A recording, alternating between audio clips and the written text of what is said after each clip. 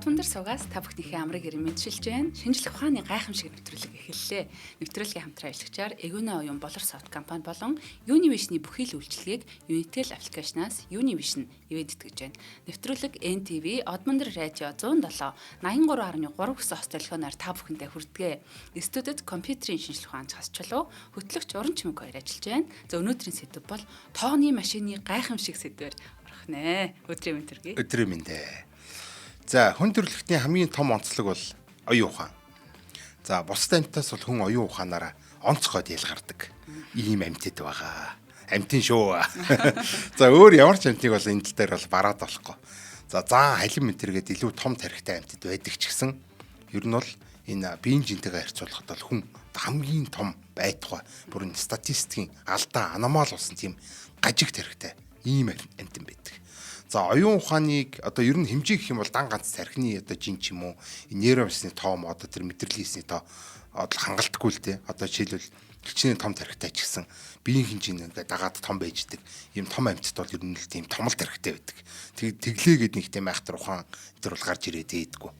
За оронд нь бол оюуны хүч гэдэг ч юм уу те эсвэл ийм одоо юуны ямар нэг ийм оюуны хүч одоо бидний биеийн хүч гэдэг шиг ийм оюуны хүч гэдэг нэг ийм хэмжүүр гаргаж ирээд түрүү нөгөө нэг ватт нэг морины хүч энэ төр гэдэг хэмжүүр гаргаад исэн шиг ямар нэг ийм оюуны хүчний ийм хэмжүүр гаргаад ирэх юм бол оюун ухааныг бол ингэж хэмжих боломжтой байж магадгүй. За одоо хамгийн энгийнчэл бол тооцоол тоодох те. За сайхан л одоо хүнийг бол тооны машин болгож ашиглаж байсан байдаг. За анхны сансрын одоо төслүүдийн цаана бол энэ хүн компьютерийн үүрэг бол маш том байсан баг. Хүн компьютер гэдэг байгаа шүү дээ.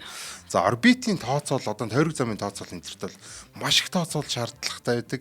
За тэр үед бол одоо компьютер байгааг болохоор тэр их тооцоол бол нуглах гээд хүнийг л ашиглаж таарна. Өөр арга байхгүй. За хүн компьютерийн албан тушаал ер нь бол энэ одоо хүн компьютер гэдэг одоо мессел байх нь л дээ тий. За хүн компьютер ажилд авна гэдэг. За тэгээ хүн компьютерийн албан тушаалд бол орохын тулд математикийн мэрэгжилтэй байх хэрэгтэй. Одоо гурван оронтой тоонуудыг хооронд нь нэмж хас жүржүүлж хувааж логарифм аваад язгуураас одоо гаргадаг энэ төр ийм үйлдэлүүдийг маш хурдан хийж чаддаг байх хэрэгтэй. За ингэж одоо ийм ажиллаар. За тухайн үед нь логарифмын шугам гэдэг нэг тийм гулсдаг юм шугамнаас өөр тийм олигтой одоо одоо ажлын баг гэх юм уу? Ийм бол байгаагүй. Тэгээд ийм гусдаг шугамнуудтай л хэдэн нөхдөд суугаал тоог л тажигдлууд нь. За маш олон ийм хүн компьютерүүдийн хүчинтэй сансрын үлгүүд амжилттай одоо ингэж даалгавар биелсэн байдаг. Одоо тий саранд хүрж явах үед бол ер нь анхны компьютерүүд гарцсан байсан л та. Тэр хүртэл одоо ингээд бүх энэ орбитийн тооцоолуудыг бүгдээрнгийн хүн одоо ингээд өөрийнхөө нуруунд дээрх нь одоо ашийн тархин дээр хурж явдаг байжээ. Айхтар хичээллийн ард бас гарсан байгаа шүү. Тэр саран дээр очих тооцоолж гэсэн бодоход бол маш хүндэл санагддээ шүү. Тийм яг үнэ тий. За тухайн үед бол хүн компьютер заримдаа бол тухайн үеийн арьс өнгөний үзлээс болоод энэ өнгөт компьютерын тэргээд нэлийн тийм гадуурхсан байдалтайгаар хүмүүсийг бол одоо ингэж үздэг, одоо хилдэг, одоо муу доош нийдэг байсан. Ч гэсэн одоо бид нар бол одоо энэ хүмүүсгүйгээр сансарт гараад тий энэ саранд хүрэх бол ямар ч боломжгүй байсан гэж хэлж байна. За гэхдээ одоо тэгээ те нэг худалгүй тооны машин гарч ирээд компьютерэн дээр гарч ирээд энэ хүмүүс л бүгдээрээ ажилгүй болсон байдаг өөрхий. За яг эхэндээ ч яг те нэг тооны машины гарч ирсэн үр дүнг шалгын малгай гээд одоо бас нэг тэгс хийсэн нэг иймэрхүү ажлуудыг хийж хагаад тэгээд ер нь бол энэ ажил бол тэр тэгсэж чаад энэ түүхээс арчигдсан. За арчигдсан гэдэг надад хайшээ түүх хөжүүлсэн юм уу те. Тэг яг үнэ. За энэ түүхийн цаана арьс өнгөний үзэл ер нь бол сансар судал тэр арьс өнгөний үзэлтэй ер нь яаж тэмтжсэн, яаж түүжилж исэн гэдэг талаар бол айгүй гоё юм ярьж болно. Гэтэ энэ удаад орхий. За ер нь бол хүн төрлөختний соёл иргэншлийн түүхийг зөвхөн тооцоолох үйлийг хурцсах гэсэн одоо мянган жилийн энэ тэмцэл хүсэл мөрөөдлийн түүх гэж харж болдог. За улс гүрний одоо хүч чаднал хүн амаа хэрхэн тоолох вэ? Тэр одоо татвараа хэрхэн сайн одоо хураах вэ гэдгээс эхлээд одоо шууд одоо ер нь бол тэр татвар хураалт хүн амын тоолгоос бол хамаар авчна. Тэгэхээр олон хүнтэй байгаа бол тэр хүн амын тоолгонд бөөм болно. Тэрэн дээр хийх тооцоолууд нь одоо тэр бүхэл юмнууд нь одоо татвар матвараа яаж хураах вэ? Хин дотоод ирсэн, хин илүүдэлсэн гэ бүгдээрнг нь бүртгэж авах гэж бид нар заашгүй тооцоол хэрэг бол. За энэ бүхний цаана бол мэдээж тооцоол явнаа. Тэгэхээр одоо мэдээж оюуны хүч одоо шаардагдаж таарнаа. За тэгэхээр тэр оюуны хүчийг яаж гаргах вэгээр угаасаа одоо саяхныг болтол хүний хүчийг хүний толгойг л ашигладаг байсан. Хин сайн оюуны хүчтэй илүү том улс байгуулдаг, илүү олон хүнтэй болдог, илүү их татвар одоо цуглуулдаг. За тэр хэмжээгээр илүү одоо хүчтэй болдог. Ийм л одоо хүн төрөлхтний дүүх байсан гэж ойлгочих болно. За тэгэхээр хин илүү одоо computational power гэдэг байгаа шүү дээ. Тооцоолын хүч ихтэй нь илүү хүчтэй болдог гэж. За оюуны хүчийг одоо энэ computational power-ын тооцоолын хүч гэдэг юмыг сахны хүртэл зөвхөн хүн л одоо гаргадаг байсан бол тооны машин, компьютер гарч ирсээр хамаагүй урдан, найдвартай, хямдхан гаргаж авах боломжтой болсон байдаг. Энэ бол ойлгомжтой. За хамгийн анхны компьютерийг одоо жишээ нь бол хүн амын тооллогын зориулалтаар гаргаж ирсэн байх жишээтэй.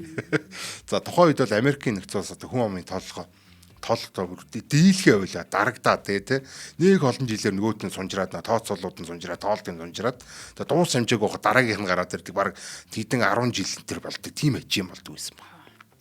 За тэгэхээр ч одоо яах юм бүр утгаа алдсан байна гэсэн үг шүү дээ тий. За тэгээд тухайн үед бол энэ асуудал төр шийдэл хайж одоо юм уралдаан зарласан тэр уралдааны одоо тэргүүлсэн хүн тэр уралдааны одоо ялагч нь бол энэ анхны компьютерийг бол бүтээсэн байгаамаа энэ хүн амын тооллого зориулсан байна шүү дээ. За тэгэхээр энэ тооцоолол хүн амын энэ тооллого моолгод бол ийм чухал юм байдаг байх нэ. За ер нь хүн амын тооллого татвар ураалт бол одоо ч ер нь техник технологи болон тооцоол оюуны хүч харсан нүсэр ажил хэвээрэл баг. За харин өнөөдөр одоо бид нар элсний ширхгийг сэтгэдэг боддог болгоод за тэгээд тэрүүгээр секундэд хэдэн тэрбум хэдэн их найд одоо тооцоол хийх боломжтой болсон ийм ирээд амьдэрч байна. За энэ нэвтрүүлэг одоо гарч байгаа тий гар утас юм уу, ноутбук юм уу, зурагт юм уу гэдэг ер нь альч төхөөрөмж одоо тэр хүчин чадал нь одоо доор хаяж тухайн үеийн нэг их найд хүн компьютертэй тэнцсэн гэдэг. Нэг их найд юу 8 тэрбум нэг их найд хүмүүс доор хаяж одоо энэ нэвтрүүлгийг үзэж байгаа над хөрөмж дотор чинь ажиллаж байгаа гэдээ ойлгож байна. Энэ үнэхээр гоё ярьцуултын тийм. Ер нь хизээж барахгүй л юм байна. Барахгүй тий юу их найд гэж юу гэсэн үг юм бэ те. За энэ бүх тооцооллын ажлыг бол нугалж байгаа хамгийн гол төхөөрөмж бол транзистор одоо микрочип гэдэг. За маш жижигхэн, маш хурдан тийм унтраалгын гэдгийг ойлгочих болно. Ер нь тооцооллыг саанд оромгүй хурдтай хийж чаднаа. За яг микрочип гэдэг зүйл бол хүний нүдэнд харагддаг үеийн зүйл гэдэг. За гадуур нь одоо ийм хамгаалтын бүрээс хийгээд ийм одоо ийм хар дөрвөлжийн болцсныг нь бол бид нар микрочип гэж хараад байдаг. Үнээр тэр чи одоо ингээд нүдэнд харагдахгүй жижиг юм л гадуур нь бүрдсэн гэсэн үг шүү дээ тий. Тэр одоо харыг нь одоо арилгаад авчих юм бол энэ солонгорч харагддаг. Нэг тийм одоо баг шүдний завсар оруулах харагдахаа болохоор алдхаа болохоор ийм жижигхэн ийм зүйлүүд байгаа гэсэн. Тэгээд тэд нар нь бол нэг их найд одоо хүмүүс тэр дотор ингээд тоо удах гээд сууж идэг гэж ойлгочих бол нэг их найд ч тий. Дэлхий дээр 8 тэрбум багтахгүй хад тэр нэг жижигхэн шүдэнд багтахгүй шүдний завсар ороод алга болох чипэн дээр нэг их найд хүмүүс ингээд суугаад тоо удах гээд нөгөө логарифмын шугамыг эргүүлээд байж байгаа гэдээ бодох юм бол үнэхээр бүр гайхалтай. За гэхдээ энэ чипнүүд дотор ч гэсэн нэг нэгнээсээ тийм илүү идэг ажлууд гэж байдаг. Одоо мэрэгшил гэж байдаг гэсэн үг тийм. Чипнүүд хоорондоо би чамаас илүү энийг хийж чадна. Би чамаас энийг хэл. За жишээ нь одоо CPU гэдэг байгаа тийм CPU гэдэг. За бүх ажлыг бол хийж чаддаг тийм универсал ийм нөхөр байгаа. За маш ухаантай, олон оронтой том тоонуудыг бол ингээд одоо тооцооллуудыг л гүйцэтгэж чаддаг. За гэхдээ GPU гэдэг асуугаа GPU гэдэг тийм. Одоо цөөн оронтой тоонуудыг бол хооронд нь зөвхөн үржүүлж чадна. Одоо өржүүлж нэмжиж чадна. Гэхдээ CPU сэдэн 100 дахин урдаа ийм айхтар нөхөр байгаа. Цөөх оронтой жижигхэн тоонуудыг үржүүлнэ. За зүйрлж хэлэх юм бол CPU нь бол лаг тийм ухаантай профессорууд ингээ байж гин те. Одоо процессорууд гэдэг шиг те. За гэхдээ мэдээж одоо үнэтэй ийм цөөхөн ийм нөхдөд байж байгаа.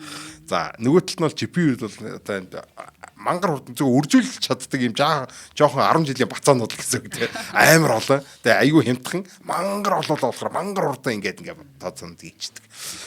За CPU, GPU-нээс гадна TPU, NPU одоо юу хин CPU, GPU-нээс гадна TPU, NPU, TPU, LPU, QPU гэдэг байгаа зөндөө олон PU-нууд байгаа.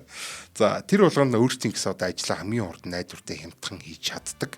Бидний одоо гар утас компьютер дотор бол зарим нь бол бидний ашиглаж байгаа компьютер одоо аппликейшн программын энэ вебсайт юм бол сервер дээр нь ч юм уу те зарим нь бол бүр ингээд хиймэл оюун үүлэн технологи дээр бүр квантын компьютер дээр хүртэл ажиллаж байдаг ийм янз бүрийн чипүүд бол ингээд байждаг.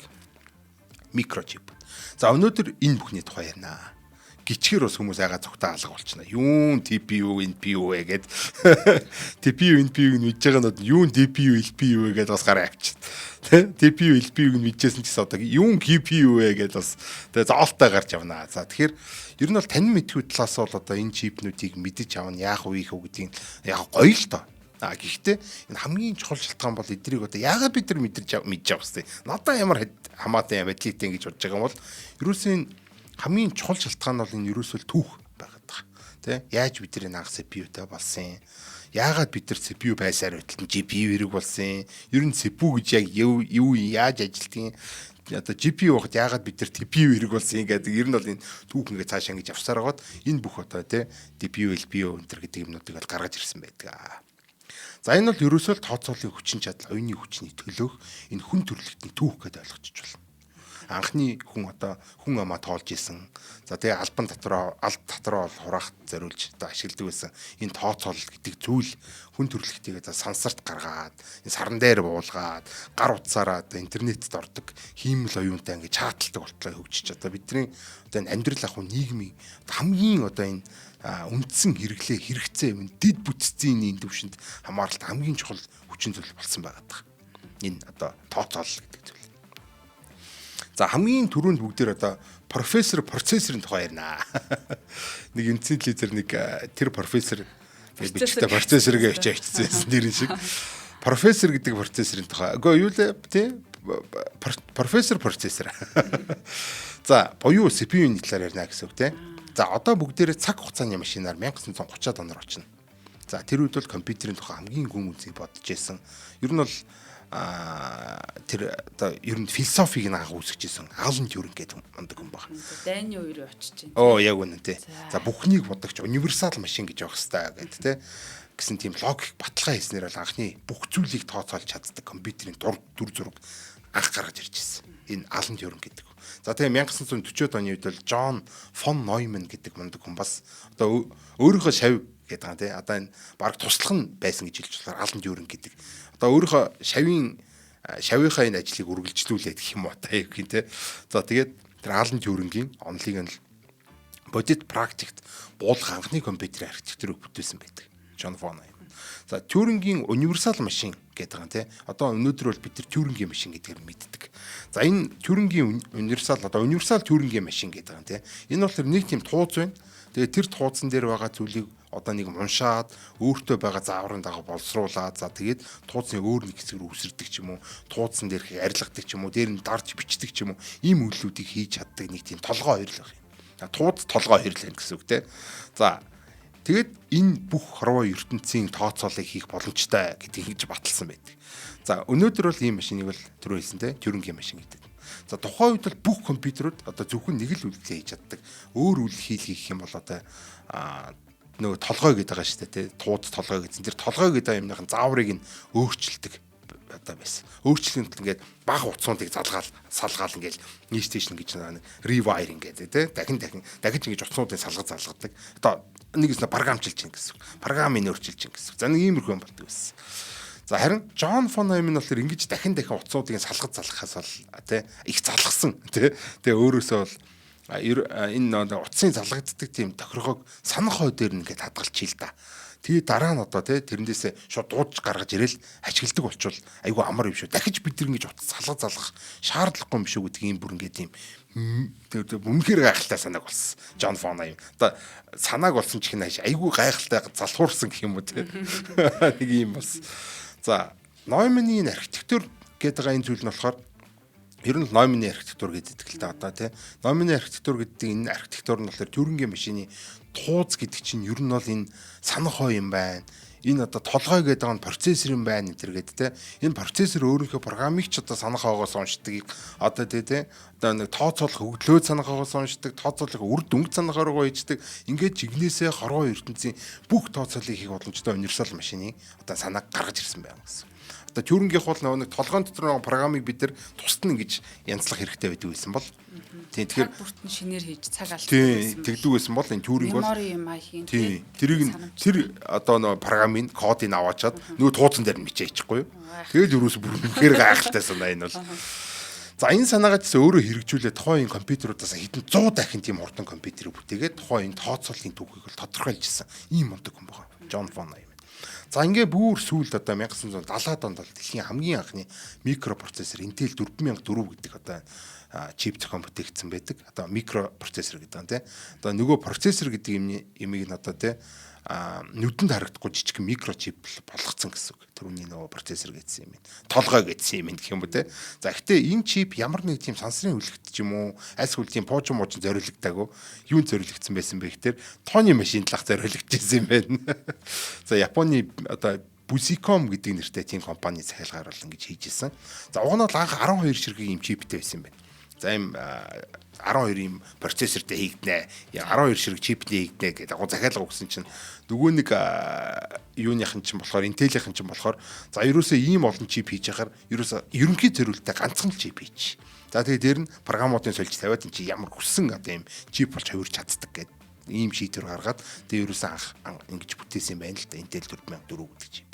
За тэгээд тэр нь бол одоо анхны ийм микрочип болж байна. Одоо микро хэмжээтэй юу болж яах нэг процессор болж штэ. Одоо толгой болж байна. Анх Neumann бол өөрөө үнийг төв процессор гэж хэлдэг байсан.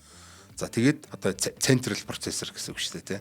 За тэгээд Intel-ийнхэн болохоор энэ чип бол өөрөөсөө угаасаа микро хэмжээний юм жижигхэн зүйл байсан болохоор микрочип гэж нэрлсэн. Микро процессор гэж нэрлсэн. Тэгэхээр процессор байсан биш нэг хуруу шиг юм тэгж нэрлж байгаа. Сүлдээ микро процессор. Тухайд бол мангар том юм. Ер нь бол процессорууд амар том юмнууд байсан. Тийм mainframe гэнтэр гэдэг том шүүгэнэв чиг юм байгаа шүү дээ. Canon дээр гардагчлаа. Тий. За тэгвэл энэ Intel-ийнх бол жижиг микро болсон болохоор жижигхэн. Гэхдээ ер нь сүүлийн үед бол ингээд ер нь бол голчлын энэ төв процессор гэдэг одоо Neumann-ы хэрэглээг одоо энэ нэршлиг нь хэрэглээ явж байгаа. CPU гэдэг нь бол тий төв одоо процессинг нэгж буюу Central Processing Unit гэсэн үг шүү дээ тийм ээ. Процессор гэдэг чинь бас процессинг гэдэг үгний бас юм байна тий. За хоёлаа энэ төр завсарлаад хамтран ажиллагч байгууллага танилцуулъя. За энэ удаад бол манай хамтран ажиллагч байгууллагаар Игүнэ оюун болон Bolorsoft компани маань хамтран ажиллаж байгаа. За Bolorsoft компаниг бол бид нар сайн мэднэ. Одоо ер нь бол англи, монгол хэлний толиор нэг сайн мэддэг бол өөр бас юугаар бид нарыг сайн мэддэг. Тэр нь үгийн алдаа шалгачаар нэг сайн мэддэг.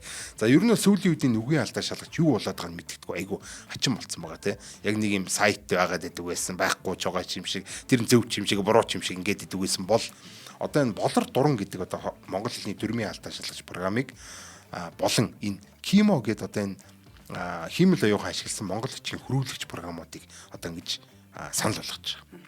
За болор дуран бол бид нар бол мэднэ. Болор дуран бол онлайнаар ч гэсэн офлайнаар ч гэсэн ер нь бол хүмүүсийн алдааг бол шалгадаг. За тэгээ монголын дүрмийн алдаа шалгах гэдэг байгаа шүү дээ тий. Ер нь бол Монголд бол цорын ганц, монгол хэл дээрх цорын ганц ийм програм багтдаг. За баримт бичиг боловсруулах явцад гардаг. Одоо янз бүрийн тийм сансаргүй алдаануудаа ер нь бол ингээд шууд засуулах, өөрийнхөө бүтээмжийг нэмэгдүүлэх, одоо тий цаг үрж байгаа энэ өөрийн чинь нэр хүндэд талдж байгаа энэ зүйлүүдийг бол таслан зогсоох юм боломжтой. Маш хэлбэрхнаар тийм ээ. За болор дурн нь бол Windows болон macOS үйлдвэрлэлийн системүүд дээр энэ нэг Office-ийн програмууд дээр Microsoft Office-ийн Word, Excel гэдэг програмууд дээр сууж ажиллах боломжтой ийм одоо зүйл байгаа. За тэгээд өөр бас браузер энэ төр дээр ашиглаж болно энэ төр гээд янз бүрийн одоо давуутлуудтай 150 сая одоо үүсмэл үгийн самтай ихэр одоо бүх төрлийн үгнүүдийн бол алдаануудыг засчин одоо энэ засагдсан алдааг нь бол ингээд ямар үг санал болгохгүй гэдэг үгнүүдийн өртөл санал болгоо явчихна. Ийм үг хүчгчээс юм шүү гэж явчихна. За энийг бол бид нар spell check цэг имэн одоо болор дуранг бол бид нар spell check цэг имэн гэдэг сайт руу ороод лицензээр нь худалдаад авах боломжтой. Мөн PC мол руу ороод энэ PC мол аль салбараас бол энэ бодит бит лиценз гэдэг тийм энийг нь бол худалдаад авах боломжтой юм байна. За тэгэхээр одоо ингээд ерөөсөө албан ёсны мөнгөний төлөөд одоо энэ өөрийнхөө монгол хэлний дүрмийн алдааг л дахиж битгий гаргаарай тий. Тэр жижиг албан тушаал байна уу? Жижиг албан тушаалыг жижигхэн албан тушаалын нэг юм баримтч байна уу? Альсгал одоо энэ Facebook дээр тавьж байгаа пост энэ хамаа авахгүй. За бүхэл ажлууд бол ийм одоо үгийн алдаанаас бол маш их шалтгаалж юу яадаг. Тэгээд хүмүүс бол хөөрхийн ч одоо ингээд үгийн алдаагаач хянд зураг өөр юу хийж чадах бол гэд их дорд үздэг. Ийм тал бол манайх нь бий. За тэгэхээр ийм зүйл гарахгүй. За нөгөөх нь Kimo гэдэг одоо хиймэл оюун цувралсан Кириллээс монгол хичиг рүү хөрвүүлдэг ийм одоо монгол хичийн аппликейшн хөрвүүлэгч аппликейшн одоо програм байна. За энэ програмыг бол одоо бид нар бол Kimo цэг MNGL цэг Net гэдэг энэ сайтаас онлайнаар нь худалдаад авах боломжтой. Бас яг адилхан PC Mall-ийн ямар салбар дээр очиод энэ бит лицензийг нь худалдаад авах боломжтой. За ингэснээр болохоор энэ хиймэл оюухан дээр суурилсан одоо энэ Кириллээс Монгол хичээг рүү хөрвүүлдэг энэ хөрвүүлэгчийг бол ашиглаад одоо бид нар нөгөө нэг албан шаардлага одоо тэр нэг янз бүрийн шалтгаанаар бол бид нар одоо монгол хичээлтэй зурулдаг боллоо. Дээрэс нь одоо бас монгол хичээг гэдэг зүйл чи ямар сайхан зүйл вүлээ те. Энэ зүйлийг яг ингээл бичих гээд тэгэхээр ингээд маш том тулгардаг асуудал бол нэг фонт нь байдгүй эсвэл одоо яаж хөрвүүлэх яах юм гэдэг маш төвөгтэй асуудал. За дээрэс нь үгээ мэдхгүй гэдэг ч юм уу те. За тэнгууд уул гэж үчгүй агуулаа гэж үчин те. Одоо игүүнэ гэхэр чинь юу лээ? Игүүнэ ч игүүнэ баха. Игүүн юм уу?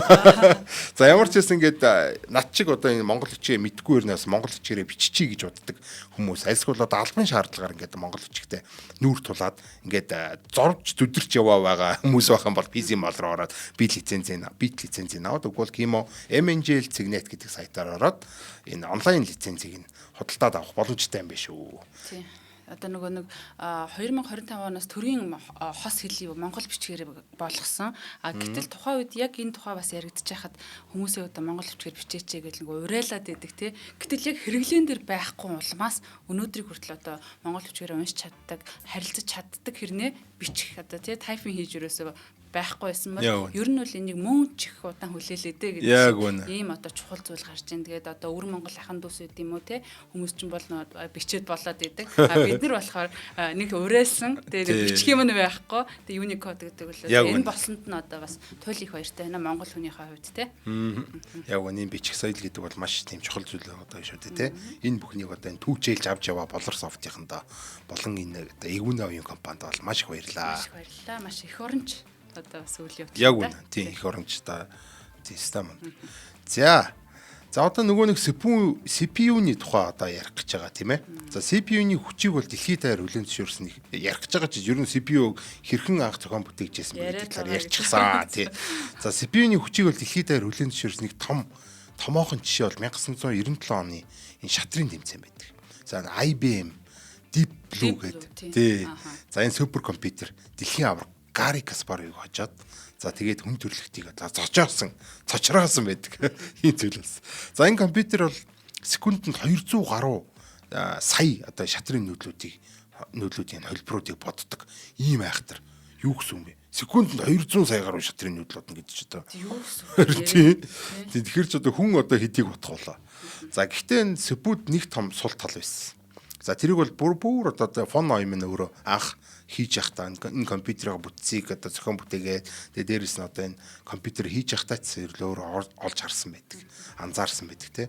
За энэ бол ирээдүйд маш том асуудал болох тухай бол бас өөрөө дурдсан байдаг. За энэ бол ерөөсөө процессор санах хоёрын дунд байгаа маш нарийнхан лонхны үзүү гэдэг. Процессор байна. Санах байна. Энэ хоёрын хооронд аюул нарийнхан тийм одоо бэрдийн хоолой шиг лонхны үзүү байгаад байгаа байхгүй юу? Юу нарийнхан? Аюул нарийнхан тий. За энийг шийдлийг бол параллел тооцоол гэж одоо нэг зэрэгцээ тооцоол гэж одоо өөрөө бол орчин үеийн одоо өнөөдрийн энэ өндөрлөгөөс харахад бол GPU график тооцоол хиймэл оюуны анхдагч гэж хэлж болохоор ийм санааг бол гаргаж ирсэн байна. Энэ параллел тооцоолол ирээдүйд алнаа. Энэ CPU, GPU миний зохион бүтээсэн Neumann-ийн архитектур одоо өөрөө ч Neumann гэхгүй л байгаа л та. Миний зохион бүтээсэн компьютерийн архитектур айгүй том сул талтай байгаа нь энэ процессор болон санахоо гэдэг хоёрын дунд ийм нарийнхан гүр байна. Энэ гүрээр л бүх юмнууд хоёр тийшээ явна. Тэгэхээр ерөөсөө эн чинь чигцэлтэд ерөөсөө хичнээн мундаг том хоёр санахоотой хичнээн мундаг том процессортой байлаа гэд энэ одоо лонхны үзүүнээс болоод эн чинь удаашраад байна. Ирээдүйд маш том асуудал болохоор энийг ерөөсөө параллел тооцоол гэдэг юмар шийднэ гэдэг ийм санаа гаргаж ирж байна. Энэ санаагаа анх хүний тархинаас хүний тархи яаж ажилдаг гэдгийг судалж агаад өөрөө олж мэдсэн байдаг. Үнэхээр гахалтай. За тэгэхээр бүр хиймэл оюуны суурь үндэслэх гэдэг шүү дээ, тий. Deep Blue бол тухайн үед одоо ухаалаг компьютер гэж ямар юм байх вэ? Хүнийг бол яаж ч хийсэн дийлэхгүй тий. Гарри Каспаров тухайн үед нөгөө гялалцсан хинт дийлэхэргүй амтан болсон байсан. Машин болсон байсан. Үүнд бол одоо хожигдсноор за компьютер бол нэрээ мундаг юм байна гэдэг одоо яг ийм цочрог одоо авсан юм тий. Бүр айгуу гайхаж байгаа шүү дээ. Тэг хүн ингэж болд юм байна. Энэ компьютер ч нэрээ ухаантай юм байна тий. За Спул ер нь бол сериал тооцоол хийдгээ. Одоо энэ цаваа тооцоол санах хоогоос бол өөрийн програмыг одоо өөр дээр ажиллах хэвээр програмыг нөгөө нэг кодн дээр дотор байж байгаа гэсэн шүү дээ. Алгоритм. За тэр програм бол нэг нарийнхан тийм одоо нөгөө нэг лонхны үзүү болсон замаараа нэг нэгээр нь уул цовуулаад татнаа. За тэрийг ачаалаад өгдлөөс одоо нэг өөрийнхөө тэр тооцоол хийж байгаа өгдлөө санахоогоос нөгөө нэг нарийнхан замаараа дахиад уул цовуулаад бас татнаа. За тэгээ эцэст нь тооцоол хийж дуусчаад үр дүнгийн одоо бас тийм нөгөө л нэг нарийнхан замаараа уул цовуулаад санах оройгоо бичдэг. За нэг ийм нэг ачи юм болдог. За гэхдээ энэ бол тимчд одоо том асуудал тарихгүй ингэж явсаар гоод 1900-аад онтой золгосон байдаг. За тэр үед бол видео тоглоомын ертөнцид эд галзуурж исэн ийм үе байгаа. Тэ одоо хүн болгон видео тоглоом тоглоомор. За тэгээд гинт одоо нэг тийм маш том хан тулж зогссон байдаг л да энэ компьютерийн хөгжил явж байгаад. За тэр бол ерөөсөө 2 хэмжээс тоглоомоодоос 3 хэмжээстэй юм 3D ийм тоглоом руу орох гэхээр Спүү бол хамгийн том одоо саад болж одоо нэг жинхэнэ лонхны үзүүний номын яриацын асуудал нь одоо гарч ирэлж байгаа. За Спүү бол хичнээн ухаалаг лог сэтгэлээ сайтаажсан ганц улдалтай. За нэг дор нэг л ажил хийдэг буюу нөгөө одоо уул цувуулаад цовуулдаг. Нөө сериал ажиллаад хийж байгаа шүү дээ. За гэтэл 3D гэдэг чинь одоо тэр дэлгэцэн дээр хэдэн сая пикслүүд дээр тий нэг үрчлэн тооцоолоод тий одоо гэрэл сүудрийг нь секундэд хичнээн харуулаад шинчилж ингэж зурж явах хэвээр ийм асар том ажил واخгүй. За хэрвээ бид нэр одоо Спүүгээр энэ 3D тоглоомыг тоглох гэж оролдох юм бол одоо хэдхэн пикселийг бодож ятсаар байтал дараагийнх нь одоо нөгөө нэг кадр нь гарч ирээд ганц кадрч харж амжихгүй. Ер нь бол ингээд тэр чигтээ одоо хиншүү хэрвснаа хангалаад ингээд гацаад өгөх байсан баха. Тий. Хожигдсан байх болно. Тий. За яг энэ хүнд үед одоо энэ хан мөрөгчөөд ингээ гаццсан одоо яах вэ энэ ч нэрэ фоно юмны зүг байж гээд гайхаад байж байгаа энэ үед 1999 онд анх Nvidia гэдэг жижигхэн компани одоо жижигхэн гэдэг байгаа шүү дээ. Одоо бол асар том компани болсон байгаа. Гэхдээ бол 1999 онд анх бол жижигхэн ийм компани байсан. За тэр компани бол дэлхийн хамгийн анхны график карт буюу GeForce 256-г танилцуулснаар энэ технологийн түүх оронгоор өөрчлөгдөж байгаа. График карт тий. За өөрсдөө график картыг бол график процессорыг нэгж буюу GPU гэж ярьсан. Одоо энэ Nvidia-ийн GPU гэдэг шүү дээ тий. За энэ бол ерөөсөө л номины төрүүн зөвнөөдсөн энэ параллел процессор буюу CPU RAM 2-ын дунд үүсдэг энэ лонхны үзүүг одоо байхгүй болгоцсон ийм тооцоолыг уулж суулж энэ төр хийдгүү зэрэг хийгээд явдаг ийм параллел асар хурдан ийм одоо ажиллагаатай чип байсан. Зэрэг тооцоолууд буюу ихэнх тооцоол нь ашигладаг гэсэн үг үү? За энэ дээр одоо нэг жоохон айгуу тийм гой харьцуултыг хийгээд явхад бол ойлгомжтой болчих واخ. За GPU бол CPU-гээс бол тис өөр амт ингээд ойлгочихвол шал өөр амтаа. Тис өөр философитой юм чип. За хэрвээ CPU бол нэг одоо тий агуу тийм сууд математикч Эйнштейн шиг гэнтэр гэж одоо бодох юм бол үзэх юм бол ойлгож байна. Тий. GPU бол нэг тийм нэгэн зэрэг маш энгийн үйлдэлийг хийж чаддаг 10,000 дунд сургуулийн сурагч гэдээ ойлгож байна.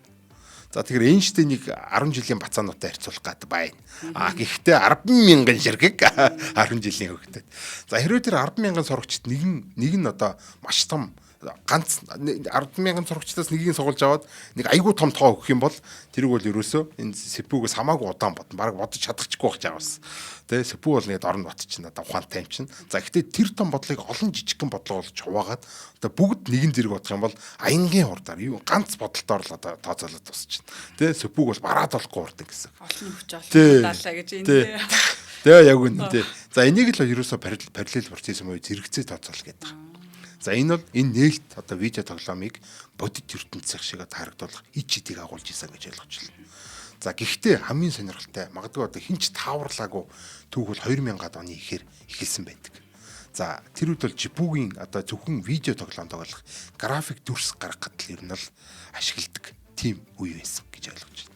За гэтэл одоо энэ эрдэмтэд энэ нөгөө нэг зөвхөн график тооцоолд ашиглаадсан зөвхөн видео тоглоомд ашиглаадсан чипийг энэ нөгөө параллел ажиллагаатай юм байна штэ. Энэ параллелаар ингэж тооцоолж болдог энэ ч айгүй чухал юм гээд тэрийг нь айгүй сайн анзаарч хараад за тэгээд ямар чухал зүйл болохыг мэдэрсэн байдаг тохой байдаг. Тэгээд GPU-гийн энэ асар их зэрэгцээ тооцоолох хүчин чадлыг нь одоо энэ тэ хурдыг нь ашиглаад зөвхөн одоо зураг зурах биш зөвхөн одоо физик одоо тэр янз бүрийн график тооцоол хийх биш физикийн симуляц одоо молекулын бүтэц тэр жуудгаад цаг агаараа өрчилсөн мэдээг хүртэл тооцоолж болохыг бол олж хараад ашигласан байдаг. За гэтээ тухайд л одоогийн шиг тийм бэлэн програм хангамж бол мэдээж байгаагүй. Одоо тий Эрдэмтэд бол тооцоолыг одоо өөрсдийнхөө нэг эрдэмийн ажлын тооцооллоо энэ зураг юм шиг болгодог заяа. Зураг юм шиг болгоод GPU руу одоо өгж одоо GPU хуурж ийн гэсэн. Маа наа чи зураг шүү нэг боловсруулах гэж өгдөг.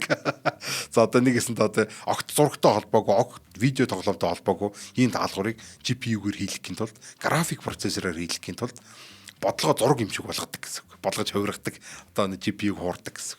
Тэгээ GPU тэрийг зурж бодож одоо ингэж дууссныхан дараа одоо тэр зургийг аваад тэгээ тэд дотроос өөрийнхөө амжилттай хувиргалт ажиллагааг одоо олж авдаг. Нэгээс нь одоо зориултын бусаар нь ашиглаад байна шүү дээ. График тооцоол хийдэг юм байх чинь аваачаад тэргээр эрдэм шинжилгээний симуляцийн физик юм хийлгүүлээд байгаа байхгүй. Ямар амар нь ашиглаж болоод байгаа юм бэ тий. Хамгийн гол нь үр дүн ингээ хурдан гарч ирээд байгаа.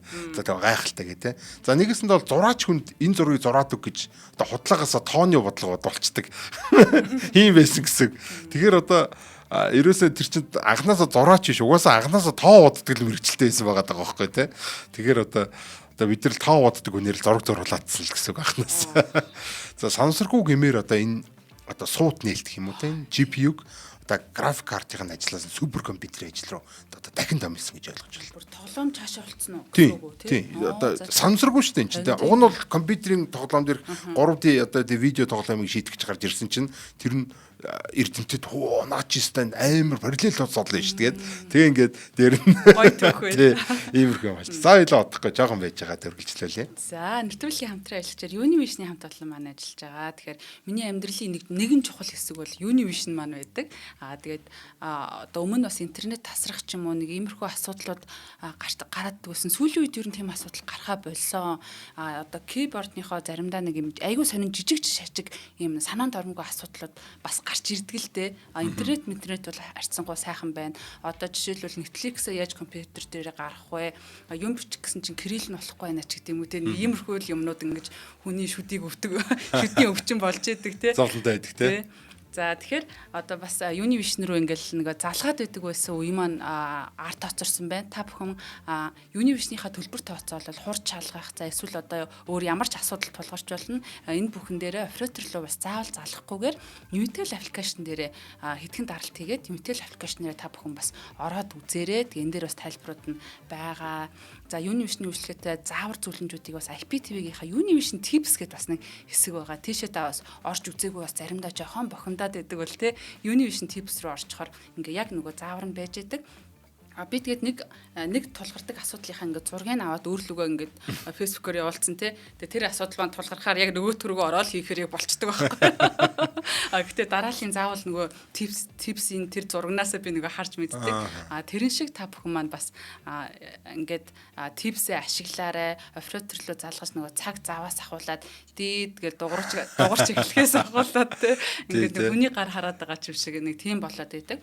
За тэгвэл зүгээр одоо оператор маань ч гэсэн типсээ хараад бид нэр зөвлөгөө өгдөг бол өөртөө шууд ингээ их сурвалж руугаа хандаад одоо тулгарсан асуудал ч юм уу за асуудал биш юм а гэхэд те төлбөрийн мэдээлэл нүүтийн баримтаа авъя гэх мэт те энэ асуудлаа харах боломжтой. Univision цэг гэмээс илүү дэлгэрэнгүй мэдээллийг бас аваарай. За тэгээ Univision маань ер нь улам л гоё болоод байна. Үйлчлэгээнүүд нь гоё болоод байна. Маш гоё те сүүлийн үеийн бас Оскарт нэр дэвсэн шагнал авсан кинонуудыг гаргаж байна. Таатай байгаа. Тийм үнэхээр гайхалтай. Одоо нэгэсэндээ өөртөө тулгардаг асуудлаас гадна тэр чи одоо тэр бас бид нар нэг мөнгөө төлөөд нэг үйлчлэгээ аваад идэг. Тэр үйлчлэгийн дотор юу одоо бас нуугдаад гарын салгаар ингээ те гараа авчваа гэдэг бол айгүй тийм сони асуудал байхгүй те. Гүнчтэй энэ сабтитлийг нууж болдог байсан, гаргаж ирж болдог байсан, хэлийн сольж болдог байсан байна гэдгээс хэсвэлээд одоо юм нууц боломжууд бол ингээ бидний төлбөрт ингээд орцсон явчих. За тэгэхээр тэднийг бид нар ашиглаж сурмаар байна. Айгүй ухаантай уцтай даанч тэрийг ашиглаж чаддгүй гэдэг шиг одоо бидний энэ мөнгө төсөө үйлчлэгийн дотор маань ямар хичнээн сайхан гой зүйлүүд байж байгааг бол бидний типс рүү ороод олж мэдэх илрүүлэх ийм боломжтой. Харин тийм. Би ч нөгөө Netflix ингээд жижигхэн утсан дээр ингээд нөгөө өөрөө ингээд үздэг байсан чинь айлд утсан чинь айлын зурагтаар Netflix нь гарч яасан би бүр ухаан алдчихмаад ийм байж болсон юм болох байсан юм уу гэдэг. Гэх мэтлэн ингээд айгүй гой боломжууд бас байд юм билээ шүү. Гайхалтай. Баярлаа. За баярлаа. За Nvidia-гийн үүсгэн байгуулагч Алдарт Jensen Huang гэдэг. Одоо энэ энийг бол айгүй тийм соргоор харсан байгаа юм л да. Гүн бидний гаргасан график картыг график зориулж ашиглахаа болцсон байна. Энийг одоо айгүй тийм тэ компьютерийн симуляц шинжлэх ухааны тооцоолт ашиглаад байна гэдгийг нь олж харангуудаа 2006 онд CUDA гэдэг CUDA гэдэг одоо нэг юм шинэ програмчлалын интерфейсийг бол гаргаж өгсөн байдаг. За тэр нь бол одоо бид нар нөгөө нэг GPU-д чинь аваачаад зураг зурулах байгаа юм шиг ажлыг өгөх шаардлага байхгүй. Одоо ерөөсөө л яг л одоо бодлогоо гэж өгнө гэсэн үг байхгүй те. Энэгээр дамжуулаад дүр хэсэг шаардлага болсон байна. Тэгэхээр одоо график одоо карт биш болж гин гэсэн үг шүү дээ те. Энд чинь бүр параллел одоо компьютерийн параллел processing unit болж гин гэх юм уу. PPU болж гин гэж ойлгох юм уу те. Тий. Гэхдээ одоо хүртэл бид нар анханасаа GPU гэд яриа сурцсан байдаг болохоор ингээд явж идэг. За энэ юу гэсэн үг вэ гэхээр энэ CUDA гэдэг нь болохоор программистууд л эрдэмтэд заавал одоо ер нь бол программистууд бол эрдэмтэд заавал нөгөө нэг төрүүний график энтер мэдээл те энэ видео тоглоом чинь байх шаардлага байхгүй. Зүгээр л одоо математик тооцоолол хийгдээчсэн GPU-ийн хүчин чадлыг ашиглах боломжтой болж байна гэж ойлгох хэрэгтэй. Ингэснээрээ GPU зөвхөн тоглоомчд графикчдын тоглоом одоо тоглоом гэдэг байгаа шүү дээ. Тэр GPU чинь тоглоом байлаа шүү дээ. Тоглоомчдын ашигладаг тоглоом, графикчдын ашигладаг тоглоом. За энэ графикчд болон одоо тоглоомчдын бол тоглоом биш байхаа болоод. За тэгээд бүхэл одоо программист эрдэмтдийн тоглоом болж хувирж байгаа. Ийм одоо хамгийн тийм хүчрхэг супер компьютерийн зүрх цөмн болж эхэлсэн ийм төвхтэй. Тренер химээр намталтай юм байна. Яг үнэ. За гэхдээ одоохондоо за гэхдээ энэ түүхийн хамгийн том тесрэлтийг ярихын өмнө бол буцаад нөгөө нэг Алан Тьюрингийнхаа одоо энэ түүх бол яг оргил дээр ирчихэж байгаа. Гэхдээ энэний өмнө ихлэ дахиад буцах хэрэгтэй. Алан Тьюринг рүү буцнаа. За хальт одоо буцаж очоод ингээд ирэх шаардлагатай. Тухайд бол Тьюринг универсал машин гэдэг универсал Тьюринг машин гэдэг байгаа шүү дээ. Одоо бол бид нар те энэ машины санаагаа бол гаргачаад ер нь бол араас нь энэ машин дээр хиймэл оюун хийж болох тухай тийм дурдсан байдаг. За тэгээд хиймэл оюун болсон үгүйг бол шалгахтаа Тьюрингийн тест гэдэг бас тухайн үед бол өөр нэг юм философийн тест зохион бүтээсэн байдаг. За ингээ хиймэл оюуны гүн ухаан логикийн үндэс бол энд ингээ Алан Тьюринг тавиад өгчөж байгаа. Компьютерийн үнцийг тавьсан байна. Хиймэл оюуны үнцийг тавьсан байна. Логикийн тэгэл философи. За дараа нь Джон фон Нейман дахиад фон Нейман хараад ирж байгаа. За тий хүний тархины үйл ажиллагааг түрүүнээ хэлсэн тий компьютероос одоо шал өөр гэдгийг нь анзаараад тийм параллел юм байна. Энд чинь компьютер шиг биш юм байна гэдгийг CPU RAM хоёрын хоорондын лонхны үзүү тайлахын тулд бол анх одоо компьютерийг хүний тархи шиг ажиллагаатай авах хэрэгтэй гэж таамагласан байдаг. Одоо яг нэгт одоо тэр параллел ажиллагаатай хоёрт бол тооцоолол санах хоёр нэг дор байрдаг. Одоо ямар нэгэн тийм лонхны үзүү, ямар нэгэн ууж цовдөг юм байхгүй гэдгийг ингэж тодорхойлсон баг. За энэ санааг нь 1980-ад оны үеэс бол Джон Хопфилд, Жофри Хинтнер бол тэ илүү математик талаас хөгжүүлсэн байдаг.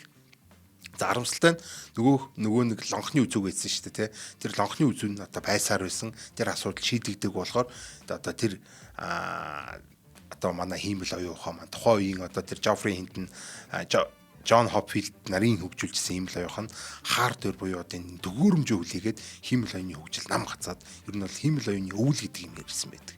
Тэгэхээр одоо бид нар бол математик нь болцсон. Философи, логик бүх юм болцсон. За ингээд загваруудаа гаргацсан.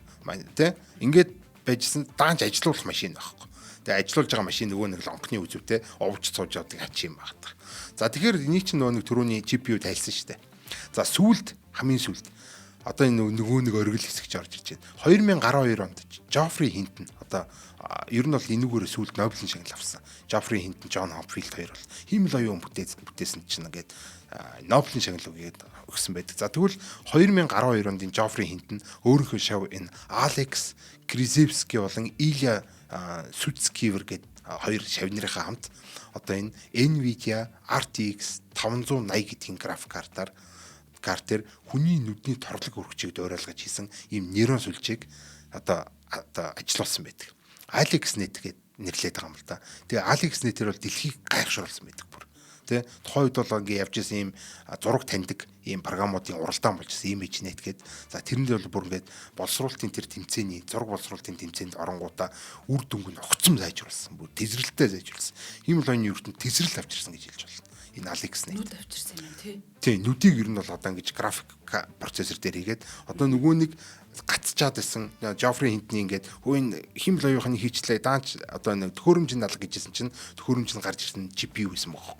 Тэгэл энэ хоёр гэж нийлүүлээл анхны нүд, анхны одоо энэ хиймэл оюун анхны neural network, анхны гүн сургалт гэдэг юмнууд гараад ирж байгаа. За энээс хойш бол хиймэл нейрон сүлжээ, гүн сургалт гэдэг зүйлүүд бол боломжтой болсон. За лонхны үзүү бол тайлагдсан албан ёсоор тий. Одоо энэ бол лонхны үзүү байхгүй боллоо. GPU одоо хиймэл оюуны гол хөдлөх хүч болж одоо эхэлж байгаа юм даа.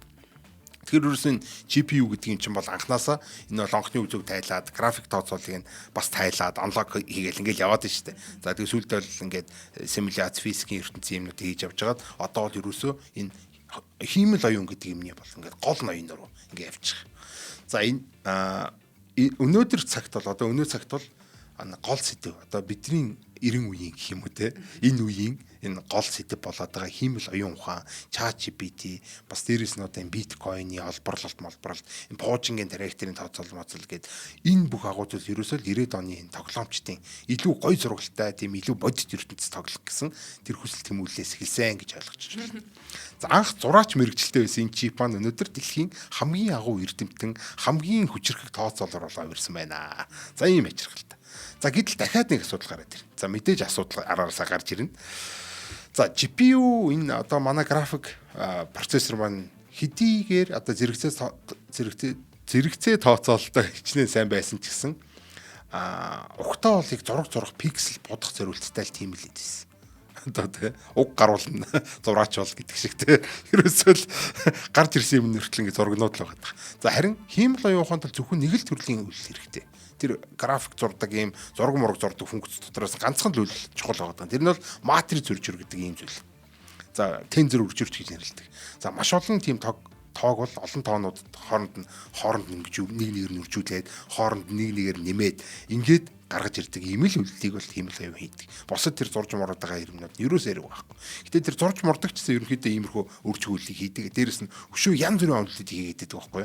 За тэгэхээр яг энэ одоо GPU-г ашиглах гэхээр хиймэл оюунд ашиглах гэхээр илүү их хэрчим хүч идээд одоо тэр дими юм хийгээ те хурдыг нь удаашруулад байсан гэж ойлгож байна. За яг энэ үед Google-ийн инженерүүд бол хиймэл оюунд ерөөсөө энэ GPU-г ашиглахаа болио те зөвхөн хиймэл оюуны энэ матриц үржирэн тензор үржирэл зориулсан өөр ямар ч илүү дутуу юм хийдгүү team chipтэй гэдэг ийм одоо шийдвэр гаргасан баг. За тэгээд 2016 онд TPU буюу Tensor Processing Unit гэдэг ийм зүйл мэдлсэн байдаг. TPU. За тэгэхээр энэ Tensor Processing Unit гэдэг бол зөвхөн матриц үржүүлэх, энэ тензор үржүүлэх үйлдэлийг хийн. Одоо хиймэл оюуны хамгийн чухал үйлдэл хийдэг. Бусад тэр график тооцоол гэдэг юм ийгээ тэгээ мартчихээн гэсэн үг те. Одоо илүү мэрэгшиж эхэлж штэ. За ингээд энэ чип гарч ирснээр бол бид тэр өнөөдрийн мэддэг Google Translate, Google Maps, Google Search, AlphaGo мэтийн одоо энэ бүх мундаг том хиймэл оюунууд гарч ирэх боломжтой болсон гэж ойлгож байна. За өнөөдрийн бүх хиймэл оюухан ChatGPT одоо игүүнэгээд те бүгдээрээ ерөөсөө энэ TPU л нуруунд дээр үрж явж байгаа гэж одоо ойлгож байна гэсэн. Сургах, ажилуулах энэ тэргээ бүх ажлыг нь TPU одоо ингэж хариуцж хийж байна. За гэхдээ энэ TPU бол зөвхөн одоо энэ компьютер сервер дээр л одоо хиймэл оюуханыг л сургах, ажилуулахад бол зориулагдсан юм зүйл. За тэгэхээр одоо бидний гар утас моц ч юм уу эсвэл энэ лаптоп дотор эсвэл энэ гэрийн компьютер дотор TPU байгаадах нь бол нэг тийм түгээмэл биш. GPU байвал байна. GPU байгаад байгаа юм биш үү те? Яг үнэ тий. Тий, одоо сервер дээр л байдаг гэсэн үг шүү дээ тий. За тэгвэл аль хэдийн сургагдсан одоо хиймэл оюун байлаа гэж дээ л да. Аль хэдийн ингээд сургаа заагаа ингээд ажилтдаг болсон хиймэл оюухан байх юм бол тэрийг нь өөр нэг чип дээр илүү хурдан илүү одоо юм үр ашигтайгаар илүү одоо тэгж баг зардалтайгаар ашиглах боломжтой байна гэд энэ NPU гэдэг юм гаргаж ирсэн байдаг. Neural Processing Unit гэдэг. Эсвэл жинхэнэ одоо нейрон гэдэг чинь бол энэ тархины эс шүү дээ, мэдрэлийн эс. Тэгэхээр энэ мэдрэлийн эсийн процессинг юнит гэдэг тийм. Тэгэхээр одоо энэ жинхэнэ хиймэл оюуны эд орж ирж байгаа гэсэн. За энэтэй бол аль хэдийн сургагдсан хиймэл оюуныг бол энэ NPU ашиглаад илүү одоо хурдан хямдхан одоо ингэж ашиглах боломжтой. Хамгийн гол давуу тал нь утсан дээр хүртэл ажиллах боломжтой. Сүүлийн үеийн бүх утаснууд, бүх одоо энэ лаптопнууд хүртэл тийм бүгдээрээ NPU гэдэг юмтай гарч ирж байгаа. За ямар ч одоо тэрэн дээр нь хиймэл оюун ажиллуулах юм бол ямар ч интернетгүй байсан ч гэсэн одоо тий дуу таних одоо царай таньдаг нөгөө нэг үйлслүүд байна шүү дээ тий. За дээрэс нь одоо зурган дээрх текстийг унших гэх мэт иймэрхүү үйлслүүдийг бол ямар нэгэн CPU, GPU, TPU бараад болохгүй энэ NPU гэдэг чип ерөөсө тэр чигтээ дангаараа хийждэг. Интернет байхгүйсэн ч гэсэн миний утас хиймэл оюун ухаантай болж чадна. Тэгээ тэрийг ашиглаад ингээд урд нөгөө нэг хідэн чипнүүдээ бараад болохгүй тэмээгээд шүү дээ. За Тэгэхээр энэ сервер компьютерүүд дээр л TPU нь гар утас лаптопнууд дээр л NPU нь ажилладаг гэдээ ойлгочих болно гэсэн. За одоо бид нар чинь зөндөө мэддэг бол CPU, TPU, CPU, GPU, TPU, NPU гэдэг бичнэ PU-нуудыг. За гэтэл 2022 оны сүүлээс эхлээд өөр нэг том асуудал тулгараад эхэлдэг. За энэ бол ChatGPT болон одоо том хэлний загварууд гэдэг. LLM гэдэг те.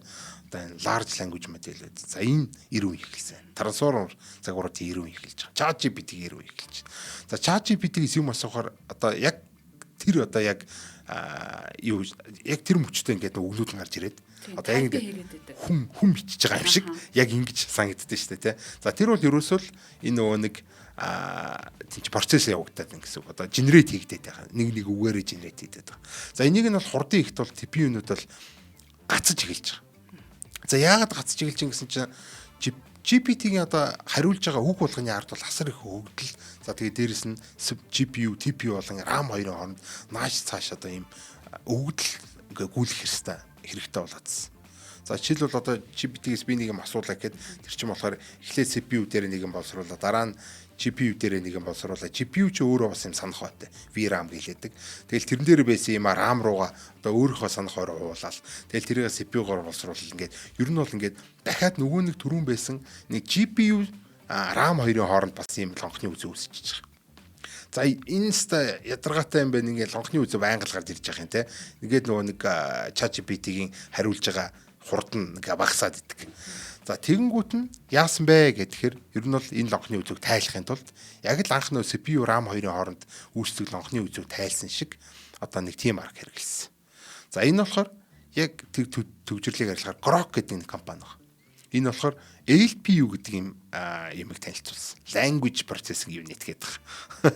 За энэ бол ерөөсөө энэ орчин үеийн энэ трансформер загвар буюу LLM-үүдэд одоо энэ ChatGPT-ийн цаана ажиллаад байгаа энэ алгоритм, энэ одоо хиймэл яваханд зөвхөн энэ хиймэл яваханд л ажиллахад зориулсан гэдэг баг ойлгочих болно. За гэхдээ Grok гэдэг энэ компани бол энэ Elon Musk-ийн Grok биш шүү. Нөгөө нэг XAI-ийн бүтээгдэхүүн Grok бол биш. Grok гэдэг Q үсгээр ингэж бичдэг. Арай нэг өөр нэг компани байна. За тэдний шийдэл бол аюу тийм энгийнэр нэг сөрхий шийдэл байгаа. За юу вэ гэхээр санах хороо өгдөл авах гэж байгаа авч одоо хүүхэ одоо болий. Санах хороо явдгаа болий. Бүх өгдлийг чипэн дотор ойрлуулчих гэдэг. Тийм шийдэл ерөөсөө нэг тийм сөртэй бол шийдэл биш. Аюу энгийн шийдэл байхгүй юу? Чипэн дотор гэдэг нь гэсэн. Одоо нэгснээр тэр чинь нөгөө нэг GPU байж байгаа. Тэгээд RAM байж байгаа. Санах хоо байж байгаа шүү дээ. GPU чинь өөр дотор санах хоотой. Тэгээд энэ RAM-д өөртөө компьютерээр санах болон өөрийнхөө VRAM гэдэг байгаа. Энэ VRAM RAM хоёрын хооронд мэдээлэл ингээд зөөгөөцсөн байхгүй. Тэнгүүд нөгөө боли энэ дотор байсан бүх бүгд одоо санах хоо дотор бүх бүгдлээ GPU дотор л одоо хийчихье гэсэн л баг утгатай. TPU дотор хийчихье. Бүх юм өөрөө сандаг болгочихъя гэд ингээл зүгээр асуудлыг шийдэж байгаа. Айгүй энгийн одоо тий хинч асуудлыг сонссон баг ингээд наа чи ингээл шийдчих юм шүү гэж хэлж болохоор айгүй тийм хөөрхөн шийдэл. За GPT бол амар байгаа шүү дээ. Одоо бүхэл бүтэн ийм хідэн ийм хуудас юмыг явуулсан шууд хариулт нь ингээд зэрэг баг дуусаагүй гараад ирж байгаа. Би бүр үнэхээр биширч. Тий. Яг эн чинь одоо цаана LPU гэдэг юм ажилтдаг болсон одоо шинж авахгүй тий. Үгүй байсан бол тэр чинь тэгэл ингээл гэсэн боо юм тий. За үрдүнд нь ChatGPT-ийн хариултыг бол секундэд 500-аас илүү үгээр унших боломжтой болж байна. Одоо гаргаж ирэх боломжтой болж байна гэсэн. Тийм энэ бол тест галзуу урдах секундэд 500 гэдэг чинь тий. Тийм. За жипуг бол марафон гөгч гэд хэлчих юм бол энэ LPU-г бол аянгийн хурдтай 100 м-ийн 9 болт гэж хэлчих болно. За тэгэхээр анзаарч байгаа бах. Ер нь бол тархинаас CPU зураач тархилаа тий бид нар GPU лөө. За тэндээсээ математикч тархилаа TPU руу. За тэгээ одоо бүр хэлмэрч тархих гэх юм одоо юу гэх одоо LPU руу одоо ингэ шилжиж явчихна. Чип болгон өөрөөр нэг гэсэн юм хэлтэй, өөрөөр нэг гэсэн хурдтай ийм болж хувирлаа. За энэ бүхэн одоо энэ бүх хиймэл оюуны цаана бол яригддаг хамгийн чухал энэ дид үтц өгдлийн дид үтц гэдэг байгаа шүү дээ тий. Энэ зүйл одоо хиймэл оюуны өгдлийг одоо ер нь бол бид нар чинь хиймэл оюухаа яриад байхад бол энэний цаана юу яригддаг гэхээр өгдөл яригдана. Ерөөсөө хиймэл оюуханыг бид нар өгдлөөл сургадаг. Тэр өгдөл хэрэг байна. Төдий чинь сайн хиймэл оюухан байна гэсэн. За тэр өгдлийг харин яаж цуглуулж боловсруулж ер нь бол олборлж хадгалдаг вэ гэдэг энэ маш том асуудал болоод эхэлсэн. Одоо нэг лонхны үзүү чинь одоо логистик дээр гарч эхэлж байна гэсэн. Одоо нэг өгдлийн логистик дээр. За хэрвээ энэ өгөгдлийн дэд бүтэц байгааг бол юу хиймэл аюухан бид нар одоо хиймэл аюухан гэж ярихч шаардлага байхгүй ярихч угаасаа боломж байхгүй гэж сууж байна. За дэлхийд даяар тархсан тэрбум хүмүүс нэгэн зэрэг Google-ээс юм байгаа одоо Facebook руу орж юм ухаад Netflix үзээ ChatGPT тэ ингээд чатлаад харьцаад ингээд байж байгаа. За энэ бүх өгөгдлийн урсгал одоо хаагуур яаж аваад хиймэл аюуны сургалтын ашигладгийг ярихын тулд DPU буюу энэ data processing unit гэдэг чипийг ярих хэрэгтэй. За энэ одоо дуустгүй PU-нууд. За яагаад DPU чухал вэ гэхээр за хэдхэн жилийн өмнө бол том тийм дата төвүүд за CPU бараг л одоо тэр 30 гаруй хувийг нь зөвхөн энэ одоо бүх дата төвүүд ч олон CPU-тэй өөрийн гэсэн процессортай байгаа тийм. Тэр процессорын нийт үйл ажиллагааны 30%-ийг нь зөвхөн энэ сүлжээн дэх өгөгдлийг одоо хурцсах урсгалыг л зөвхөн зохицуулах гэдэг. Ер нь бол энэ өгөгдлийн логистик гэдэг юм ийм те өгөгдлийг багцлах бүрэн одоо бүтэн байдлыг шалгах гэмэд юм хар ажлууд ингээд үүргэсэн байна. Тэ нэг тийм одоо энийг нь бол инженерүүд бол дид бүтцийн татвар энэ гэж нэрлэдэг байгаа. Энэ инфраструктурын такс энэ гэдэг лагид сүртэй нэр мөрөгц. За төсөөлөд үзэх юм бол одоо ингээд нэг мундаг тийм архитектор хүнийг ажилд авсан чинь айгуу тийм мундаг архитектор нэг ажилд авсан чинь тэр өн одоо нийт одоо өөрийнхөө тэр цаг хугацааныхаа хөдөлмөрийнхөө 30% нь зүгээр л одоо офисынхаа үүдэн зогсоод хүн амт угдж аваад одоо тий бичиг баримт ангилаад хаалга манах ажилд одоо зарцуулаад байна гэж одоо ойлгож байна гэсэн. Тэгэхээр айгуу тийм үнэтэй цайтай айгуу тийм мундаг хүн авцсан чинь нөгөө нийт ажлынхаа нийт цагийнхаа 30%-ийг шаал хийдимий хар ажил хийгээд дуусгаж байгаа байхгүй юу. Тэгэхээр чи одоо л энэ асар их мэдлэг асар их одоо оюуны хүчин чадлыг одоо дэмий үрж байгаа хэрэг болно гэж ойлгож байна. За дата төвийн CPU-нууд бол энэ хиймэл оюуны одоо ажилуулах одоо нарийн тооцоол хийх хэвээр ийм айгүй нарийн ширээнүүдээ хийгээд байж явах хэвээр байтал тэгээд энд очиод ийм хар ажилтаа зурлаад тэрнээсээ араас нь гарч ирж чадахгүй одоо туйлдаад унаад өгдөг байсан гэж ойлгож байна. За ингээд энэ хар ажлыг хийдэг одоо энэ зориулсан DPU гэдэг анх гарч ирсэн баг. DPU бол ерөөсөө л энэ дата төвийн зохион байгуулагч одоо өгөгдлийн зохион байгуулагчид ойлгож байна те. CPU-г бол тэр одоо нөгөө нэг хар ажиллаас нь чөлөөлөөд суулж гаргаж ирээд нөгөө нэг чухал ажиллаа хий те. Энэ өгөгдөлтэй холбоотой энэ өгөгдлийн логистиктэй холбоотой ажлыг бол ингээд игнэгт надад даатгаа гэдэг ингээд хамгийн сайн одоо өгөгдлийн логистикийг хэн хариуцж хийж чадах вэ гэхээр DPU л хийж чадна. Тэгээд ингээд GPU маань одоо сул чөлөөтэй болоод 30% өөр ашгийг гаргаж ирэх боломжтой болсон гэж ойлгож байна. За тэгэхээр DPU гарч ирснээр дата төвүүдийн өөр ашиг асар ихээр нэмэгдсэн байдаг. Одоо CPU-нууд бол 100% өөрийнхөө үндсэн ажилд анхаарлаа хандуулаад харин DPU цаана аянгийн хурцтайгаар мэдээллийг түгээх ийм ажиллаа хийж байгаа. За хэрвээ DPU байхгүйсэн бол бидний өнөөдрийн ашиглаж байгаа энэ үүлэн технологи буюу cloud system тэ ийм хурдан ийм хямдхан бол байх боломжгүй байсан гэсэн. Одоо нэг асар өндөр үнээр архитектор худалдаж авчаад тэгээ тэрүүгээрээ нэг юм хар ажил хийлгээд байгаа юм шиг юм балаал юм хийн гэсэн үг шүү дээ. За энэ хүртэл хэдүүлээ зөвхөн одоо элсийн ширхэг цагуурын хэлтэрхийн дээр суурилсан одоо цахилгаан гүйдлэр ажилладаг классик чипнуудын тухай ярьлаа. За оюуны хүч тооцоолын араас бол хөөцөлдсөн одоо энэ нөгөө нэг хүн төрөлхтний түүх гэдэг байгаа шүү дээ. Тийм уралдаан одоо ч зөргөлжилсээр байгаа. За цаашаа бол өөр олон чипүүд бол гарч ирэх нь бол ойлгомжтой. За гэхдээ ийм классик чип бол хичнээн хүчтэй байлаа гэд тэ өөрчлөнд бодох боломжгүй тийм одоо бодлогууд ичс байдаг. За энэ бол классик биш бодлого гэдэг. Классик биш бодлого гэж одоо юу вэ? Уг нь л анх Алан Тьюрингийн бол Алан Тьюрин хэлсэн шүү дээ. Энэ миний энэ хийсэн энэ зүйл бол ерөөсөө бүх бодлогыг бодож чадна гэдэг. За гэтэл одоо энэ өндөрлөгөөс одоо Алан Тьюрин гой. Та одоо энийг засаж хэлэх хэрэгтэй байна тий. Энд чинь бүх бодлогыг биш. Зөвхөн бүх классик бодлогуудыг бодож чадна гэдгийг нь хэлэх хэрэгтэй. Классик ертөнцийн бодлого л байж. Тий. Квантихыг чадахгүй. Оо яг үнэ тий. За классик биш гэхээр одоо тий. Яг үнэ. Яг түрүүний хэлсэн шиг шал өөр физиктээр ажилдаг, шал өөр математиктээр ажилдаг, ийм тодорхойгүй, орооцолцсон, учир нь олдохооргүй тийм бодлого гэсэн. За энэ бол мэдээж түрүүн хэлсэн квантын бодлого. За CPU одоо энэ маш өндөр наривчлалтай физикийн ертөнцийг бол хийсвэрлээ, симуляцлж бол болдог, чаддаг. Бол энэ GPU буюу одоо энэ quantum processing unit гэдэг байгаа тийм. За энэ GPU гэдэг нь бол ер нь бол quantum processor гэж хэлээд байгаа. Quantum компьютерийг л хэлээд. Дифтер яг дуусчих өгсөн бас QPU гэж байгаа юм байна шүү дээ. За энэ QPU гэдэг бол ийм quantum processor дотор бол бид нар бол физикийн ертөнцийг одоо ингэж симуляцлж хийсвэрлэх шаардлага байхгүй. Тэр бол жингнээсээ өөрөө энэ физикийн ертөнцийн.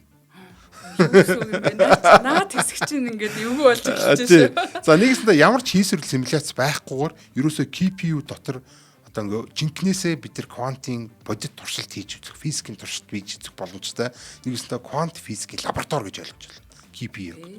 За тэгэхээр бид нар бол ямар нэгэн хийсвэрлэл ерөөсөө шаардлагагүй жигнэсээ тэр дотор тооцоолъё гэж байгаа. Тэгэхээр шууд бодитоор ажилуулад энэ туршилтыг хийж үзэж байна гэж ойлгож байна. За GPU-гийн ачаар бол урд нь хизээч боломжгүй байсан шинэ математикууд бол нэгдээд хор тав тэрийг бол эмчлэх тий одоо тэ молекул зохион бүтээх энэ төргээд эм хийх энэ төргээд ер нь цоо шин эдийн засаг ийм мөнгө нууцл энэ төргээд айгүй тийм орчлон ертөнцийн бүр үүслийн нууцыг хүртэл тайлах боломжтой энэ төргээд айгүй тийм лаг юмнууд хийж байгаа. За энэ бол тооны машины гайхамшигын туйл одоо хүн төрөлхтний оюун ухааны эцсийн хязгаар гэдээ ер нь л хийчих болохоор ийм зүйл байгаа. За саяхан 2024 онд бол Google Quantum AI Lab-ийн Willow гэдэг энэ шинэ GPU гэж хэлэх юм одоо тийм суперкомпьютерийн 10 ер нь бол энэ үеийн одоо үеийн хамгийн хүчтэй суперкомпьютерийн 10 септиллион жил хийх ажил гэдэг юм тийм. Нэгийн ард 24 тэг залах юм бол септиллион 10 септиллион жил. Одоо ертөнцийн чинь 10 тэрбум жил настай шүү дээ тийм. Тэнгүүчийн 10 септиллион ийм жилийн дотор хийх ажлыг нь бол 5 минутад хийсэн ийм одоо рекорд тогтоогоод квант илүүрхлийг баталж харуулж байгаа. Quantum supremacy гэдэг юм тийм. За эцэстээ бол хиймэл оюуны салбарт гэсэн квантын компьютер маш том өөрчлөлт бол авчрах нь тодорхой болоод байгаа. За юу болоо Google Quantum AI гэж байгаа вэ те. За тэгтээ квант чипний нэг тийм хэцүү зүйл нь бол маш мэдрэмтгий. Тэ тэрийг дагаад орчны шуум ч юм уу одоо энэ температурт бол квант төлөв маш амархан алдчихдаг. Маш их тийм алдаа гаргадаг юм зүйл байгаа одоохонд. Бүрэн ажиллаж чадахгүй байгаа тийм. Хангалттай болон одоо губит байхгүй хажуугаар ийм алдаа их гаргадаг. За одоогийн байдлаар энэ алдааг бол ол засахын суперкомпьютерүүд нөгөө нэг классик бидний компьютерүүд нөө CPU, GPU, TPU нүчил хэрэг болж байгаа. За тэгэхээр ирээдүйд бол классик болон квант чипнүүд хамтарч ажиллана гэдэг нь бол эндээс бол харагдаж байна шүү дээ. За ингээд бид нар анх одоо элсний ширхэг дээр тоо бодохоос эхлээд энэ тэгээ атомын дотор квант ертөнцийг эзэмших хүртэл хүн төрөлхтний оюуны хүч, энэ тооцооллын араас өцөлдсөн түүхээр хамтдаа ийллаа. За бидний халаасанд байгаа тэр жижигхэн чипнүүд компьютерийн доторх нүсэр процессорууд бол зүгээр нэг л төмөр биш юм аа. Энэ бол ерөөсөө олон их 80 хүний оюун ухааныг орлож байгаа, байгалийн нууцуудыг тайлж байгаа, сансрын ертөнц болон квантын ертөнцид нэвтэрсэн гайхалтай түүхийн юм гэрч гэж ойлгох хэрэгтэй тэр чип бол. За технологийн ертөнц бол хизээч мэдээ зогсдгоо энэ хөгжлийн хурд бол хэдхэн жилийн дараа бол цагийн үеийн гэдэг үг бол те одоо энэ чулуун зэвсгийн үе гэж байгаа юм шиг л сонсогддог болох нь ойлгомжтой. За гэхдээ нэг зүйл ерөөсөө энд өөрчлөгдөв. Тэр бол ерөөсөө бидний хүн төрөлхтний илүү ихийг тооцоолъё гэсэн те илүү ихийг мэдэж авъя гэсэн орчлон ертөнцийн хязгааргүй үнээр нууц руу тэмүүлэх тэр одоо цуцчгүй хүслээр мэлцэл бол хിവэрэ үлдэн. Энэ тэмүүлэл хിവэрэ үлдэн. За яг энэ нэвтрүүлгийг танд одоо энэ те үзүүлэх гээд байж байгаа энэ гар утас за энэ компьютер зурагтан дотор ч юм бол хичнээн их найд одоо ийм олон хүмүүстэй их найдаараа ингээд дотор нь суугаад өчнөө одоо те их найд жилийн турш одоо тооцоол хийж байгаад ганц 2 пиксел дээр ингээд зураг гаргаж ирж байна. Одоо ингэж те бидний нэвтрүүлгийг таны чихэн таны сонорт одоо таны мэлмид хүргэж байна гэж одоо бодох юм бол их өвөрмөц сонирхолтой санагдах бах. За тухайн үед бол NASA-гийн мөрөөдөгч олж авч чадахгүй тэр хүчийг одоо те халаасандаа халааслаад явж байхдаа бол те энэ оюун ухааныг, сансрыг, квант ертөнцийг тэр чигт нь гартаа хатгаж байна гэдгийг бас санаарай. За баярлалаа. За баярлалаа. Одоо компьютинг яг компьютерийн шинжлэх ухаанч хүнээс одоо энэ бүх мэдээллийг гой цогц мэдээллийг ингээ авсан чи яг соён гэгэрч байгаа юм шиг гэгэрцэн юм шиг ийм мэдрэмжийг авлаа. Тэгээд урд өмнө бас огт мэддэггүй байсан. Тэгээ ялгаануудыг мэддэгчгүй хэн ч хэлж өгдөгчгүй баг мэдгийч хүсээгүй ч байсан юм уу те. Тэгснэ одоо бол ингээд цаашлаад энэ үгийг сонсоход арт нь ямар агуулга явагдаж байгаа вэ гэдгийг магадгүй энэ нэвтрүүлгийг эргэж үздэг ч юм уу. Компьютероос сурах гэж сурж байгаа компьютерийн одоо те ер нь холбоотой хүмүүс энэ нэвтрүүлгүүдийг хүүхдүүд багчууд манаас үзээсэй гэж гэж хүсчээ. Тэгээ хасаатай их баярлалаа. Мэргэжлийн хүний тэгээд маш гоё энгийн одоо над мэтийн хүмүүст ингэж ойлгомжтой гоё ярьж гисэнд их баярлалаа. Тэгээ дараагийнхаа шинжлэх ухааны гайхамшигар эргүү уулзъя. Манай нэвтрүүлгийг одоо үргэлж сонсч хамттай байдаг. Та бүхэндээ хамгийн гол нь их баярлалаа шүү. Таалагдсан бол бас комент бичиж бас дэмжээрэй биднийг. Subscribe хийгээрэй. За баярлалаа. За баярлалаа. За нэвтрүүлэг NTV Одмондрын радио 107 83.3 гэсэн хост телефоноор та бүхэндээ хүрэлээ. Нэвтрүүлгийн хамтран ажиллагчаар Игүна оюун Болор софт компани болон Univision-ийн бүхий л үйлчилгээг Unitel аппликейшнаас Univision маань ивент итгэж ажиллаа. Ингээд дараагийнхаа шинжлэх ухааны гайхамшиг хүртэл баяртай. Баяртай.